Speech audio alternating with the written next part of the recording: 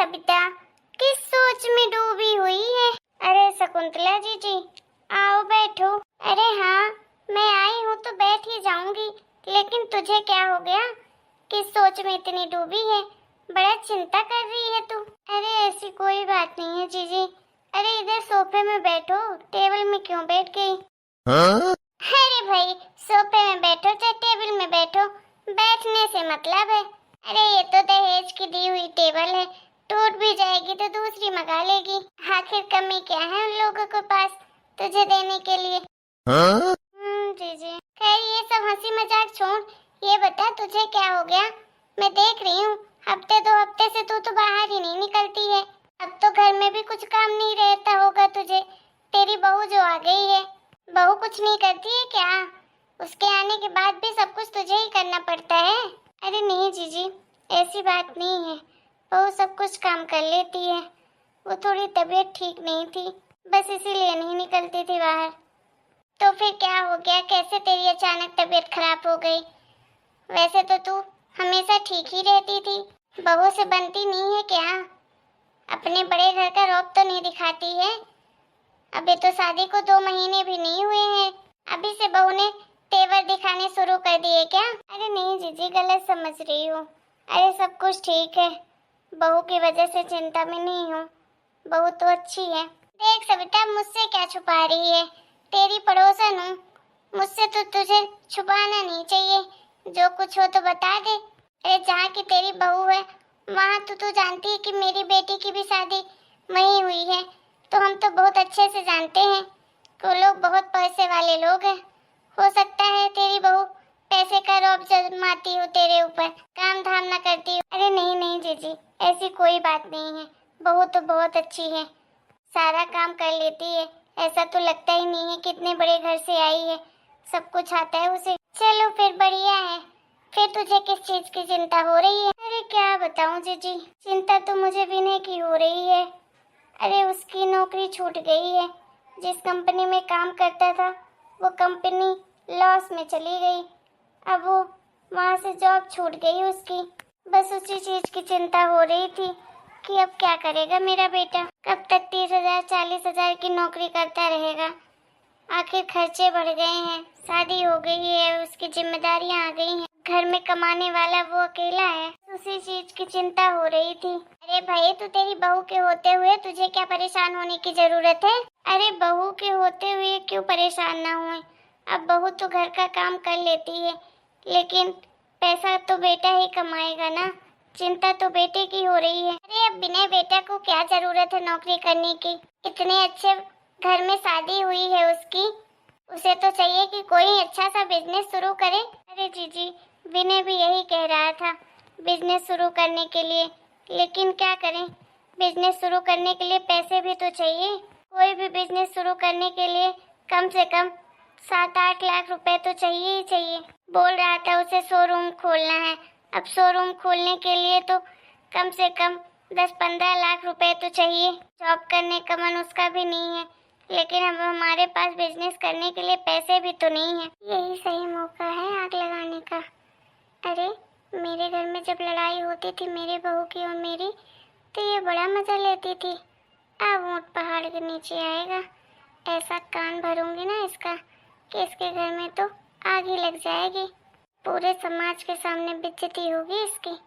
अभी बताती हूँ मैं इसको। हाँ नहीं तो बहुत बड़ाई कर रही है मेरी बहू, बहुत अच्छी है।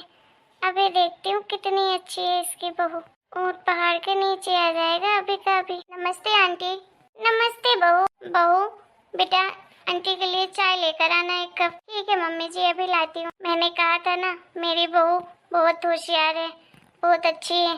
देखो आते ही नमस्ते किया तुमसे। हाँ वो तो देखा मैंने, संस्कारी है। अरे वो तुम पैसे का बोल रही थी ना बिजनेस शुरू करने के लिए? हाँ। अरे तो तुम एक काम क्यों नहीं करती हो, बहू को बोल दो कि बहू अपने पापा से मांग ले 15 लाख रुपए। अरे उनके यहाँ किस चीज की कमी है, ये पैसे मांगेगी तो वो आराम से दे देंगे। बिजनेस शुरू करना है, अब अपने ही बेटी दामाद के लिए तो दे रहे हैं। अरे नहीं नहीं जीजी, ये क्या कह रही हो आप? अरे अब बेइज्जती हो जाएगी। अरे उनसे पैसे मांगने अच्छा लगता है क्या? और अभी हुआ ही कितने दिन है, अभी मुश्किल से 2 महीने भी नहीं हुए और हम पैसे मांगे उनसे, वो भी 15 लाख रुपए। ना ना ना। अरे अब रिश्तेदारी तो हो गई है और अपने से किस चीज का शर्माना, वो तुम्हारे रिश्तेदार हैं और कौन सा तुम अपने लिए पैसे मांग रही हो। अरे जो भी मांग रही हो उनके बेटी दामाद के लिए तो मांग रही हो, और कौन सा तुम्हें मांगना है। तुम तो बहू को बोल देना, वो वैसे भी कह देगी अपने बाप से। और भला बेटी का बाप कभी मना करेगा क्या? एक बार बोलेगी बहू, वो तो फटाफट दे देंगे। अरे जीजी वो दे भी देंगे, लेकिन हमें तो लेना अच्छा नहीं लगता है। अरे नहीं नहीं, हम उनसे पैसे नहीं मांगेंगे। अब देख ले तू, अब तुझे एक तरफ अपने बेटे के लिए नया बिजनेस भी शुरू करवाना है, ऊपर से पैसे भी नहीं है। अब तुझे इतना पैसा तो कोई देगा नहीं। अब एक ही चारा बचा है कि तू अपनी बहू से कह के मांग ले उसके बाप से पैसे, वही करवा सकते हैं तेरे बेटे का बिजनेस शुरू। फिर अपने ही काम आते हैं, पराए थोड़ी ना आएंगे। अरे तेरी बहू का भाई भी कमाता है, बाप भी कमाता है, सब कुछ है उन लोगों के पास। मैं तो यही कहूँगी कि तू तो मांग ले, वहाँ पैसे मिल जाएंगे तुझे। और मुझे तो ये भी लगता है कि तू खामखा इतनी परेशान हो रही है। देख लेना, तेरी बहू के मायके में ना तेरे बेटे को आधा हिस्सा मिलेगा, क्योंकि उनके पास इतनी जमीन जायदाद है। क्या करेंगे, इकलौता भाई है और वो लोग बहुत उच्च विचार के लोग हैं। आजकल वो बेटी और बेटे में कोई फर्क नहीं करते हैं। मुझे तो लगता है कि वो आधा हिस्सा जरूर तेरी बहू को देंगे। बहू को मिलेगा तो तेरे बेटे को ही मिलेगा, तो फिर तुझे चिंता करने की जरूरत तो नहीं है। अरे मेरी बेटी की ननद ने आधा हिस्सा लिया है अपने मायके में। अरे इंसान चाह लेता है तो सब मिल जाता है। बात तो वैसे सही कह रही हो जीजी तुम। अरे हाँ, मैं बिल्कुल सही कह रही हूँ, इसमें कुछ गलत नहीं है। तो अपनी बहू को बस लहा फुसला कर रख, उससे बात कर और तुझे तो ये चुटकी में पैसे मिल जाएंगे। तो खामखा टेंशन ले रही है बेटे की। अरे उसे तो साफ साफ तो बोल दे कि उसे कहीं नौकरी करने की जरूरत नहीं है। आंटी जी ये लीजिए चाय। चाय तो बहुत अच्छी बनाई है बहू तूने। थैंक यू आंटी जी। चलो अब मैं चलती हूँ। ठीक है जीजी, फिर आना। मम्मी जी खाने में क्या बना लूं? बना लो बेटा जो तुम्हें बनाना हो। ठीक है मम्मी जी। अच्छा बेटा, मुझे तुमसे कुछ बात करनी थी। हाँ मम्मी जी बोलिए। वो बेटा तुम तो जानती हो कि विनय की नौकरी छूट गई है, अब उसे इतना जल्दी तो कहीं नौकरी मिलेगी नहीं और उसका मन भी नहीं है नौकरी करने का। तो मैं सोच रही थी कि उसको बिजनेस करने का मन कर रहा है तो बिजनेस करवा देते हैं, लेकिन हमारे पास तो इतने पैसे भी नहीं हैं कि हम उसको कोई अच्छा बड़ा बिजनेस करवा दे। उसका मन था शोरूम खोलने का। अब मैं सोच रही हूँ कि अगर उसका मन है तो ये पूरा ही हो जाए, लेकिन पैसों की वजह से बड़ी मजबूरी है बेटा। हाँ मम्मी जी समझ सकती हूँ, लेकिन मैं समझ नहीं पा रही हूँ कि आप क्या कहना चाहती हैं। मैं किस तरह से मदद कर सकती हूँ विनय की। वैसे मैंने विनय से बात तो की थी कि मैं और विनय दोनों लोग जॉब करते हैं, इस तरह हम दोनों कमाएंगे तो कुछ पैसे आ जाएंगे, उससे हम कोई नया बड़ा बिजनेस खोल लेंगे। लेकिन विनय ने मना कर दिया। हाँ बेटा, वो चाहता है कि तुम काम ना करो, वो तुम्हें खुश रखना चाहता है, बस इसी कारण उसने मना कर दिया होगा। और मैं भी नहीं चाहती हूँ बेटा कि तुम बाहर जाकर काम करो, हमें भी अच्छा नहीं लगेगा। इसलिए बेटा मैंने सोचा है कि शोरूम खुलवा ही देते हैं विनय को, लेकिन उसके लिए जो पैसे लगेंगे तो वो अगर तुम मदद कर देती, अगर तुम चाहती तो सब कुछ मैनेज हो जाता। पर मम्मी जी मेरे पास पैसे नहीं है, मैं कैसे मदद कर पाऊंगी। वो बेटा मैं कह रही थी कि तुम अपने पापा जी से बात कर लेती, अगर वो 15-20 लाख रुपए दे देते हमें तो हमारी मदद हो जाती, और तो कोई इतनी बड़ी रकम देगा नहीं। क्या मम्मी जी 15-20 लाख रुपए मैं पापा जी से मांगूं? सॉरी मम्मी जी, ये मैं नहीं कर सकती हूँ। मैं पापा जी से पैसे नहीं मांग सकती हूँ। मैं पापा जी से क्या, मैं अपने घर में किसी से भी पैसे के लिए नहीं बोल सकती हूँ। अरे बेटा हमें भी कौन सा अच्छा लग रहा है, लेकिन क्या करें, मजबूर हैं। तुम एक बार बात करो अपने पापा जी से, वो जरूर दे देंगे। अब अपने बेटी दामाद के लिए तो इतना कर ही सकते हैं वो लोग, आखिर तुम उस घर की बेटी हो। हाँ मम्मी जी मैं जानती हूँ कि मेरे पापा मना नहीं करेंगे, वो करेंगे मेरी मदद, लेकिन मैं उनसे मदद नहीं लेना चाहती हूँ। अब मैं शादी के बाद उनसे पैसे नहीं मांग सकती हूँ, शादी के पहले की बात अलग थी, लेकिन अब मुझे अच्छा नहीं लगेगा उनसे पैसा लेना। अरे बेटा, तो कौन सी बड़ी बात हो गई? शादी के बाद भी तो तुम्हारा हक है उस घर में, और शादी के पहले भी हक था। तुम उस घर की बेटी हो, और आजकल तो बेटी और बेटे का दोनों का बराबर हक होता है। अब तुम्हारे मायके में किस चीज़ की कमी है? सब कुछ तो है। मुझे तो लगता है कि जितना तुम्हारे भाई को मिलना चाहिए, उतना तुम्हें भी मिलना चाहिए उस घर में। खैर, वो सब बातें बात की हैं। अभी तो बस 15 से 20 लाख रुपए का इंतजाम करो अपने पापा से बोल के, क्योंकि मैं अपने विनय बेटा को इस तरह नहीं देखना चाहती हूँ। वो बेचारा बहुत परेशान रहता है। पर मम्मी जी, मैं नहीं मांग सकती हूँ पापा जी से पैसे। अरे बहू, मैंने तो अपने मन की बात तुझसे कह दी। मुझे लगा था कि तुझे मेरी बात समझ में आएगी, लेकिन लगता है तू भी अपने मायके वालों के बारे में ही सोच रही है, अपने पति के बारे में नहीं। अरे जरा सा तो ख्याल रख अपने पति का। इतना परेशान रहता है मेरा बच्चा। पत्नी का तो यही फर्ज होता है कि अपने पति के सुख दुख में साथ दे। तुम्हें एक बार बात करनी चाहिए अपने पापा से, और उनसे बोलना चाहिए पैसे के लिए। आखिर वो अपने बेटी और दामाद के लिए इतना तो कर ही सकते हैं। और कौन सा हम करोड़ों रुपए मांग रहे हैं, 15 से 20 लाख रुपए ही तो मांगे हैं। मम्मी, आपका दिमाग तो सही है। ये क्या कह रही हो आप अपनी बहू से? अरे बेटा, तू आ गया। अरे सही तो कह रही हूँ। कब से बहू को समझाने की कोशिश कर रही हूँ, लेकिन बहू है कि समझने का नाम ही नहीं ले रही है। मैंने तो बस यही कहा है इससे कि अपने पापा से बात करके 15 से 20 लाख रुपए मांग ले, तेरा बिजनेस शुरू हो जाएगा। लेकिन बहू को मेरी बात समझ ही नहीं आ रही है। अरे मम्मी, आपका दिमाग तो सही है, कुछ भी बोले जा रही हैं। भला पूनम के पापा क्यों देंगे हमें पैसे, और हम उनसे पैसे क्यों मांगे? पूनम, कोई ज़रूरत नहीं है तुम्हें अपने पापा से बात करने की, और ना ही उनसे कोई पैसे लेने की। और मम्मी, आप सोच भी कैसे सकती हैं कि उसके पापा से हम पैसे ले सकते हैं? अभी हमारी शादी को 2 महीने नहीं हुए हैं, और अभी से हम उनसे पैसा मांगना शुरू कर दें?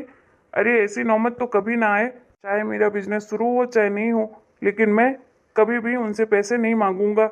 और दोबारा आप पूनम को परेशान मत करिएगा। वैसे मम्मी, आपके दिमाग में ये सब कैसे आया?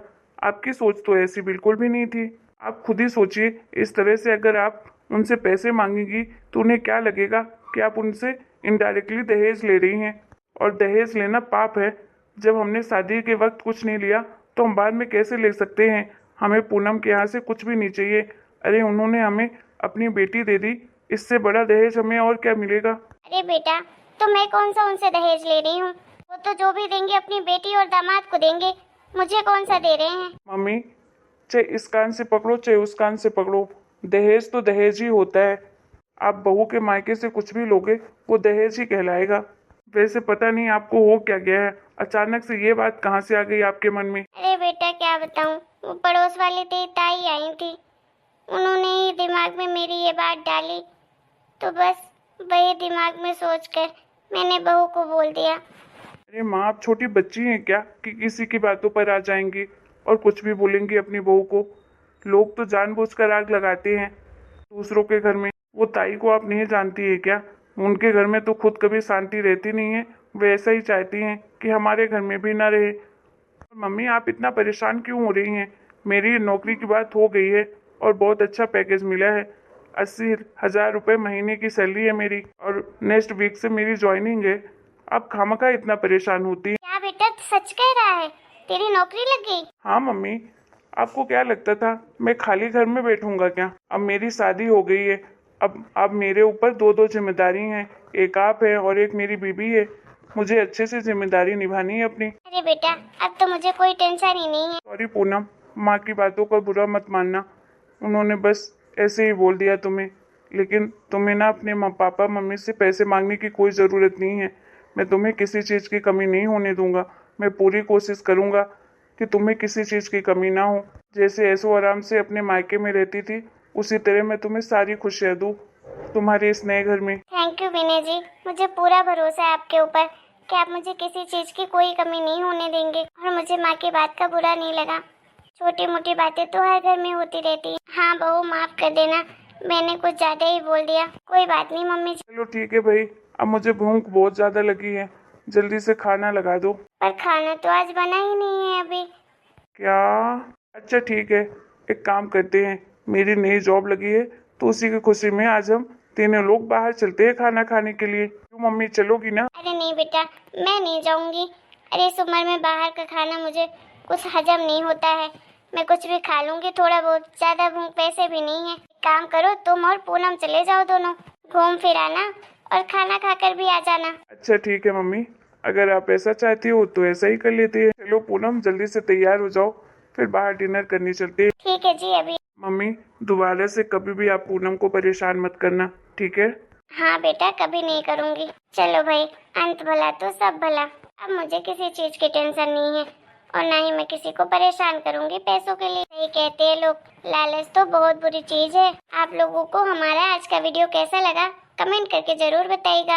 वीडियो पसंद आया हो तो प्लीज वीडियो को लाइक करना, शेयर करना और चैनल को सब्सक्राइब करना तो बिल्कुल मत भूलिएगा।